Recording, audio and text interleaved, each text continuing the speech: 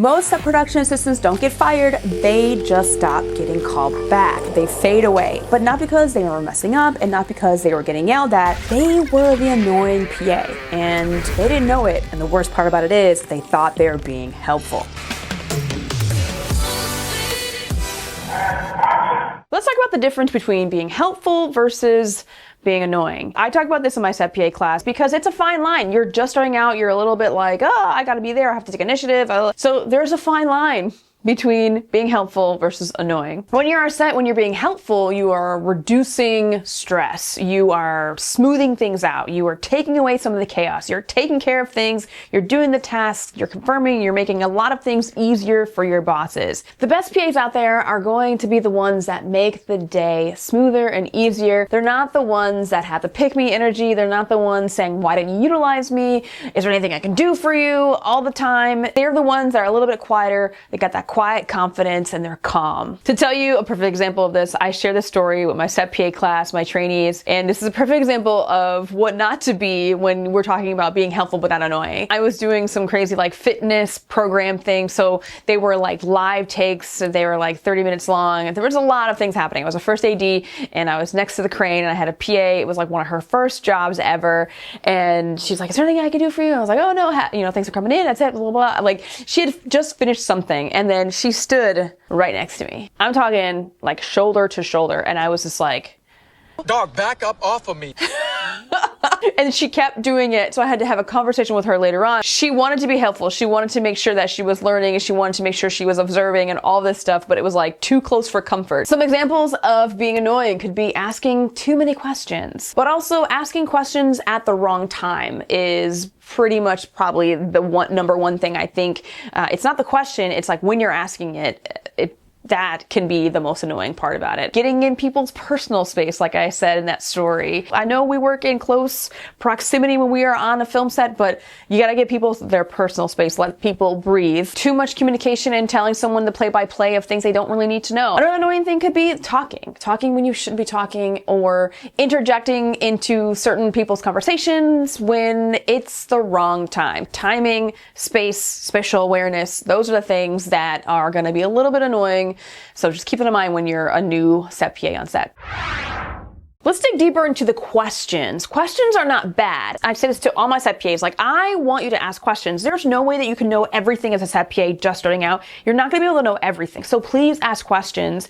If I give you something you don't understand, you're gonna fail if you don't understand what I just gave you. So I wanna make sure you understand it. So please ask questions. First and foremost, ask questions. But with that in mind, the timing of the question, right? Is it the right time to ask a question? Is it a question that could have waited? Questions are going to be how you learn. It's how you confirm. It's how you gain certain information that you need to do the thing you need to do that was given to you. On the other end of this, questions sometimes are used for newer PAs or PAs in general to be seen and heard. For example, they may not have any questions to do the job that they need to do, but they're asking a question just to have some more face time with their bosses, their ADs, or whoever they're working under. And that's when it becomes a problem. That's when it becomes a little bit of that annoying energy that you don't want to have. There's definitely a difference between a question that is, okay, I'm asking this question because I need the information to do my job, versus like, I need reassurance of who I am as a person. Even if you're asking the right question,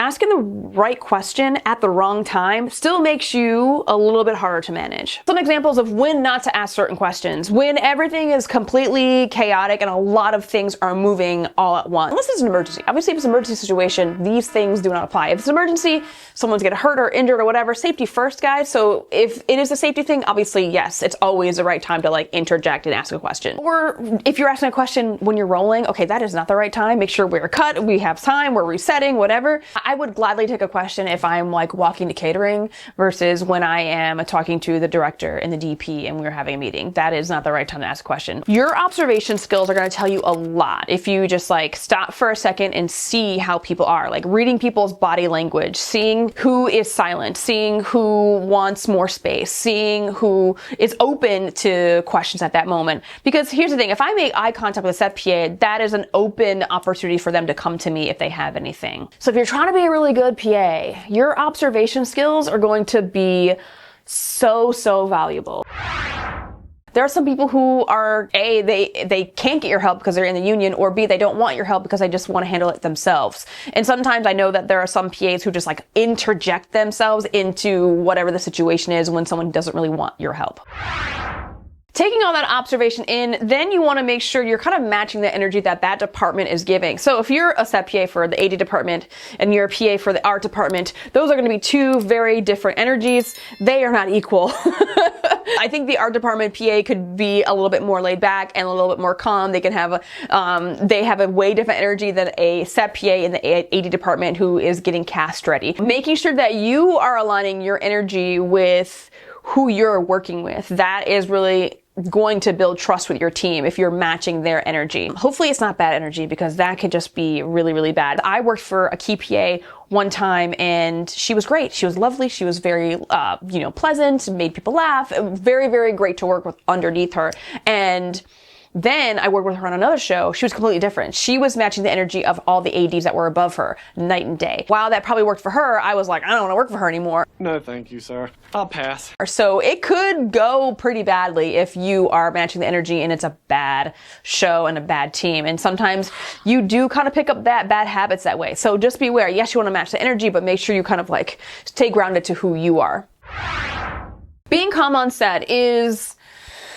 it could be viewed many different ways. Some people think that if you're calm, you're lazy and you're not working. But also some people think when you're calm that you're handling problems or there's no problems to solve. So being calm on set can be very, very misunderstood. And I think a SEP PA that is very, very good is calm. I've seen SEP PAs who get really showy with like the hard day that they've had and they're like really dramatic. And it's like, I would rather 100%, I would choose the calm PA over the one who's dramatic and then it's like super visible and like, oh my God, today was so hard. I just keep that in mind. It's like calm is going to beat out the show. Like we don't need the showy PA. Don't be that annoying dramatic PA, please.